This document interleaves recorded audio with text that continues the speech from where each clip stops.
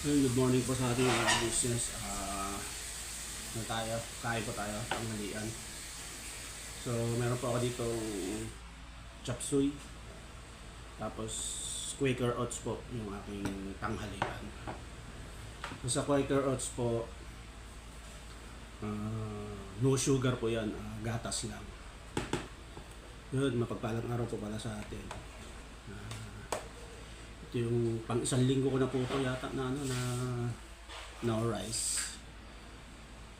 Okay naman. So, okay naman na nasanay na yun dyan. Kanina, umagahan ko is ano lang, kapeng puro with lemon at saka konting honey. Nilagyan ko para pang ano din daw ng taba yun. Ngayon, pray po muna tayo bago tayo kumain.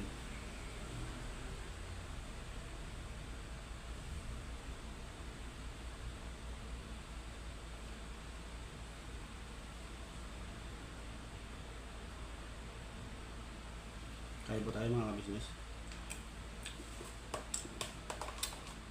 Sarap. No sugar po siya. Kasi ang sugar is masama sa ating pag no rice. So, repolyo, beans at saka carrots po yung niluto na tibera. Sarap. Kamusta pa mga ka-business? Kamusta ang buhay-buhay? Pabili. Kuya Bong. Kuya Bong, hey ka dito sa vlog ko, Kuya Bong. Yeah. Kuya Bong ko pala, no? Nakaubad. Nakahubad. Oh, ngayon eh. Sasamahan natin siya mamaya. Saan tayo pumunta mamaya, Kuya Bong? Magdidate. Date. Date daw kami. May bibili niya ata siya sa palengke, so sasamahan natin siya. Magdidate kami ni Astong. May gagawin kami. First. May gagawin kami pala. Ada. Kain lang ako, Kuya Bong, ha? Tapusin ko lang to. Huwag ka na kumain. Kailangan ko to para may lakas ako Huwag na. na magbibideo sa'yo yan. Huwag na. Huwag ka na kumain. Huwag ka na kumain. Tapos ka na ba kumain? Huwag ka na kumain. Kain tayo ulit. Huwag ka na kumain. Bakit? Kailangan Kailangan ko to. may lakas ka ito mamaya. Apo. Okay na okay.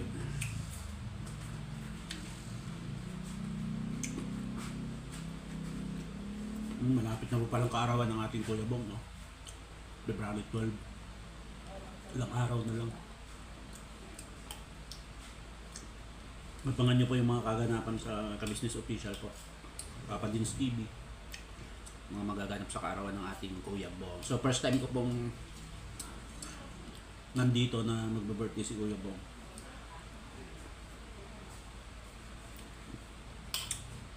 At nakakabilib lang po si Kuya Bong.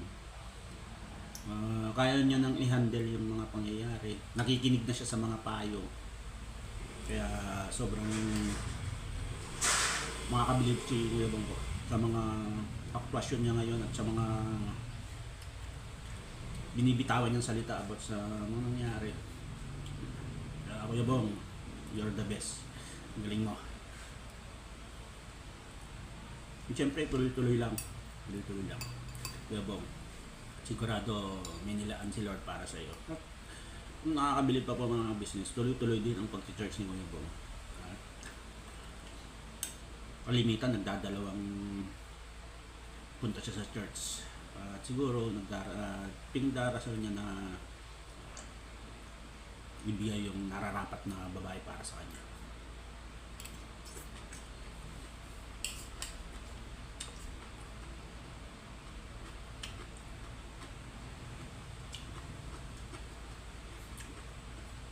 Sigurado naman po yun. Siyempre, matutupad yun kasi ang Kuya Bong is talagang pinipilit niya at ginagawa niya yung the best niya para patunayan sa lahat at baguhin yung kanyang pagkakamali ng mga nakaraan.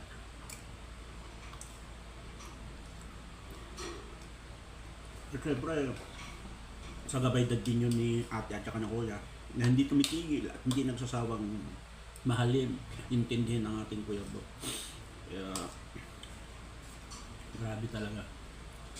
nakaka-proud po sila ate at sila kuya. Ganoon din si Kuya Bong naman siyempre sa kanyang pagpipilit na unawain at intindihin yung mga pangyayari.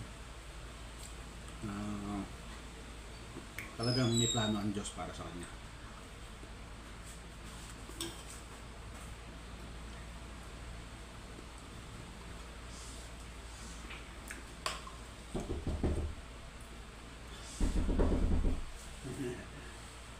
Kain ulit tayo, Kuya Bong. Yeah.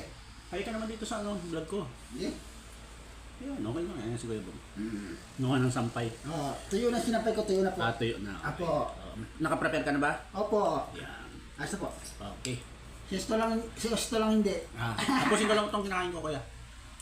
Kuno kumain? Magkaano lang kayo dun? Loko ka talaga. Lokot. Alam naman po natin na mahilig magbiro si Kuya Bong. Kaya, Bibiro lang ako, joke lang. joke lang yun. Gamay na natin yan.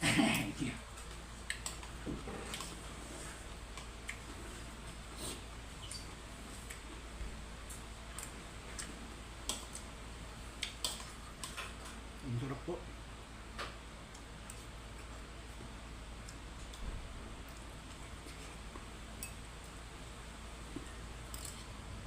Siyempre may kasama din siyang may sawag siyang parang limited po o native.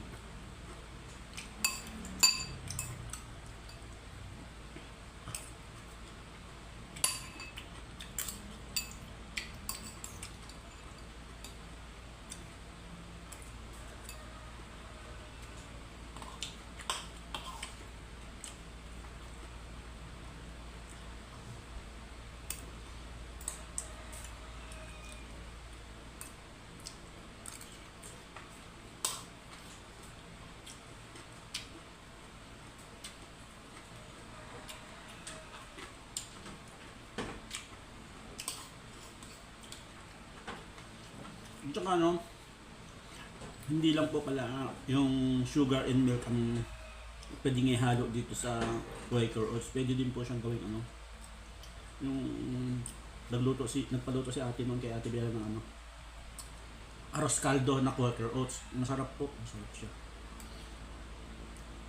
Egg at saka chicken po yung halo. Sabi ko, first time ko natikman yun. Ano siya? Talagang malapot po siya. At saka, as in, lasang-lasang talaga. Arroz caldo siya. Malap po, ha?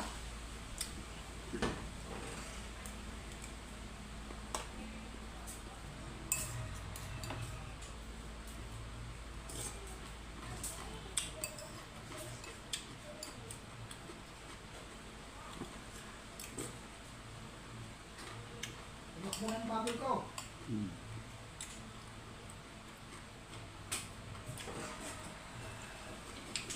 Tumakbo na yung baboy ko, tumakbo na. Tumakbo na. Oo, tumakbo na. Puno na daw eh. Ha? Puno na daw. Doon po yung yung alaga ni Kuya Bong na yan. Ano yan? Kalahati na eh. Oo, kalahati na. Yung alakan sa niya. Hindi na yan, konti lang yung dada ko yan. Konti na lang idadagdag mo. Ayun. May pabinibilan yan. Oo. Mga nasaan yun? Yung nakaraan yun ba? Nasa 3,000 na. Meron na siguro. Eh yung binilang na lang, yung pinasok na ako dyan. Oo. Madadagdagan pa yan. Hindi ko ba, eh nagmamadali ko dahil inaano niya niya eh. Anak ni Mengay, hindi naararuan eh. Anak ni Mengay, maano na, mananok niya eh. Oo. At pinasok agad eh. Maharot yung bata eh. Ano niya, mananok niya eh. Kaya mga ka-business, malapit ko na maubos. Balikan ko po kayo. At magpe-prepare na rin kami sa pag-alis namin ni Kuya Bong. Sasamahan ko po kasi siya. Kabag-abang po. Business 7 days ng no rice challenge natin. From 80 kilos natimbang natin dati, ngayon 74 na lang. Wow. Sana all. So tuloy-tuloy po tayo. Katatapos ko lang samahan si Kuya Bong sa vlog niya. Ngayon itutuloy ko yung pagpapalitan dyan. Alright mga ka-business. Samahan niyo po ako. Siyempre, huwag natin palang makakalimutan yung stretching kasi sa pag-exercise para hindi sumakit yung katawan mo, dapat mag-stretching ka.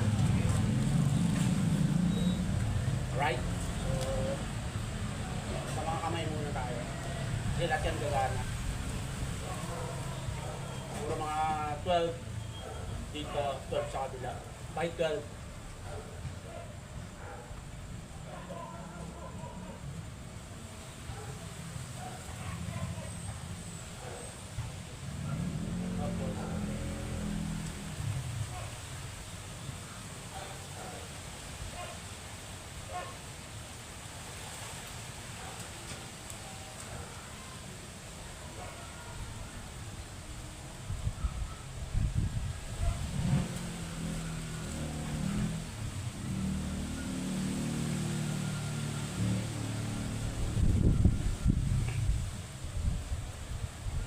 Siyempre, dyan yung goal ko kasi natin mga ka-business eh. So, palitin to. Kaya, magano tayo ng ano, ang tawag dito.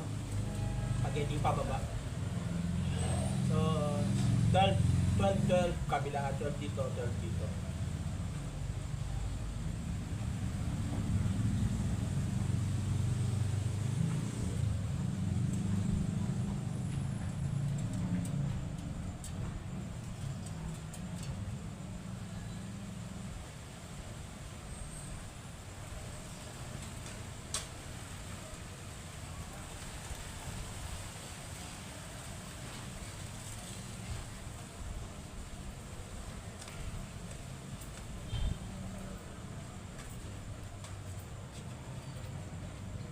Pre, buong katawan niya, dito lang sa balakang. Halo kayo.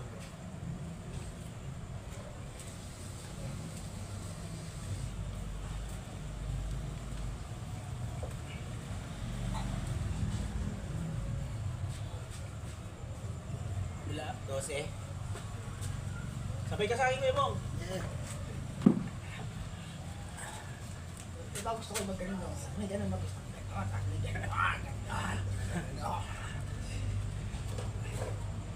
Pagkataas ng balakang, siyempre tuhod natin. Ang si Red. May ganun mo.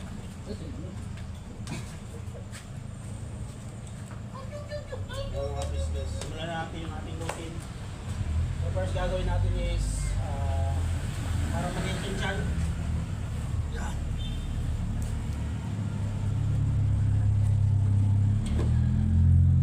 Sa mga baguhan po, siyempre isusuport muna natin itong ating kamay. Gagawa tayo ng 15 bilang 4 na beses natin gagawin.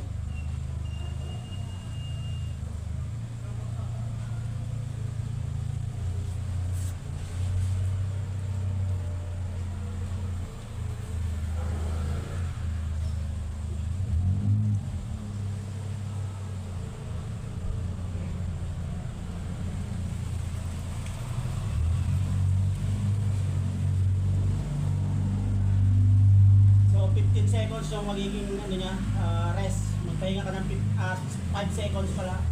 Tapos another 15 ulit, 4 na beses.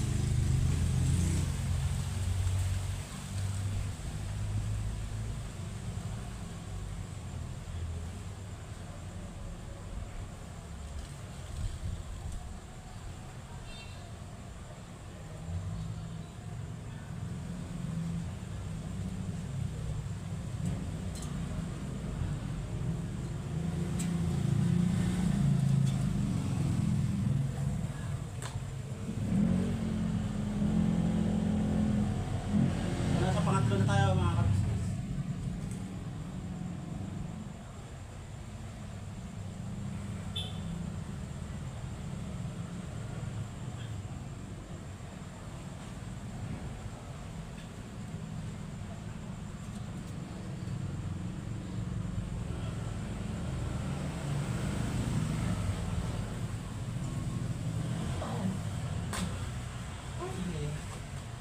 So last set mga business, mga pat. Pahinga ng 15 seconds.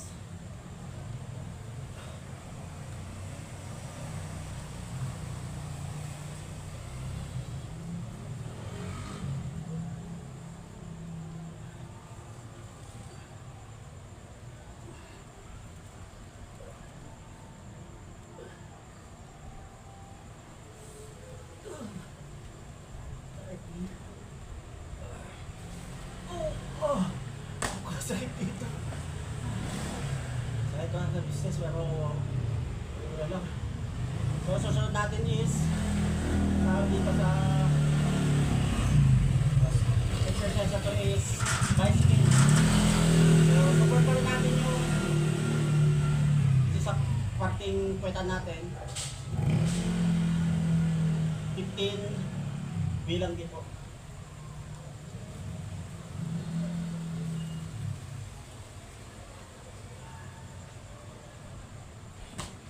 Rest 5 seconds.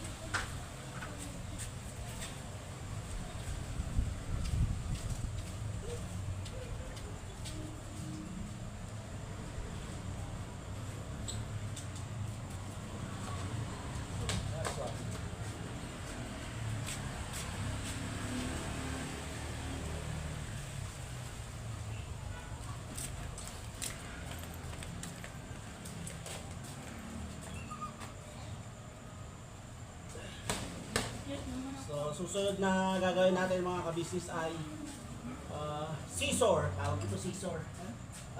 4 na beses din po. 4 times. 15 reps.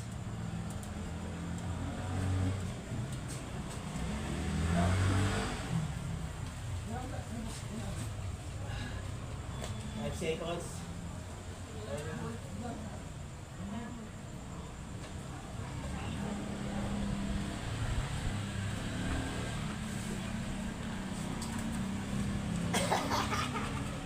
Tulog mo yun.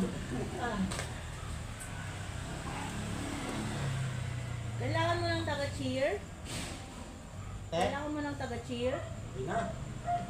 Cheer mo nga ni.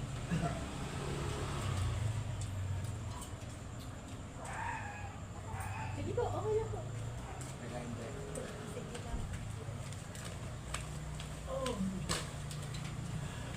So last one po sa scissor natin mga ka-business.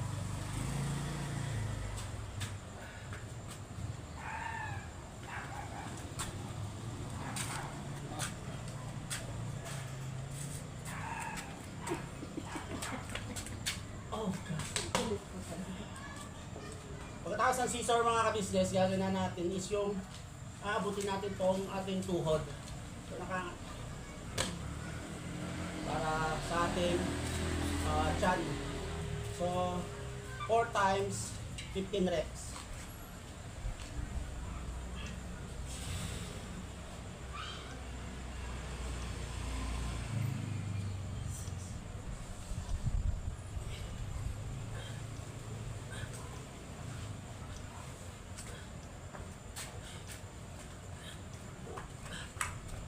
Ito yung pinakamahirap mga ka-business, yung pag-abot ng tuhod. So 5 seconds na pahinga and then tuloy-tuloy lang hanggang maka-4 po na sets.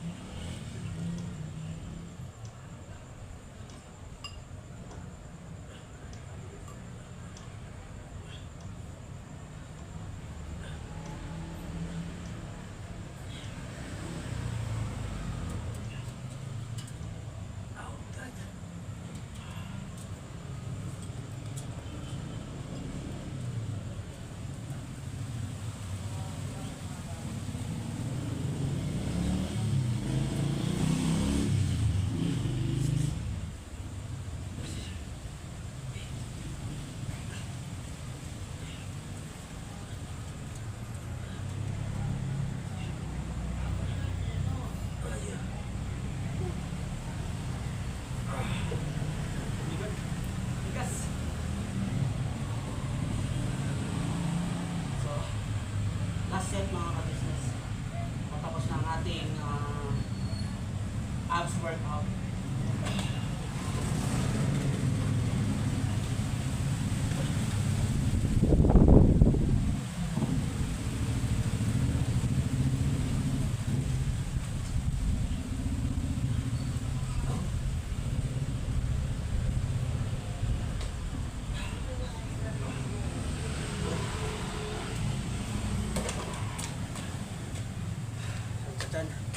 So yun, balikan ko po kayo mga ka-business.